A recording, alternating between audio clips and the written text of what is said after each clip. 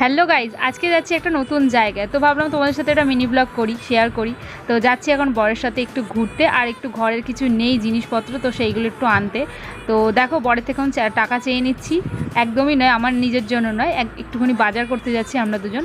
দেখো, আমাদের বাড়ির সামনে হাট বসে, তো ভাবলাম একটু হাট থেকে ঘুরে আসি আর কয়েকটা জিনিসও কিনে নিই। তো জিলাপি দেখে খেতে ইচ্ছা করছিল, কিন্তু বর খেতে দিল না। তো দেখো, এখানে কত সুন্দর সুন্দর জামা কাপড়ও বিক্রি হয়। আমাদের এখান থেকে কেনা হয় না, কিন্তু আজকে আমরা একটু বাজার করতে ইচ্ছে হলো, তাই একটু করলাম। অনেকটাই মার্কেটিং করা হয়ে গেছে। তো চলো এবার বাড়িতে যাই, একটু তেল নিতে হবে। তো তেল নিয়ে নিল আমার বর। তো বাড়িতে গিয়ে ভাবলাম লতি যেহেতু বাজার থেকে নিয়েছি, লতিটা কেটে রাখি পরের দিনের জন্য। বুঝতেও পারিনি আমার বর আবার ভিডিওটা করছে। দেখো, পুরো সাপের মতো দেখতে লাগে, দেখলে ভয়ও লাগে, আর খুব টেস্ট খেতে। তোমরা যারা খাওনি তারা রান্না করে খেতে পারো, দারুণ লাগে খেতে। তো এরপর আমার খিদে পেয়ে গেছিলো, তো মা কেক দিয়ে গেছিলো, ওই কেকটাই আমি খাচ্ছি এখন। আজকের ব্লগটা কেমন লাগলো দেখতে থাকো, সঙ্গে থাকো।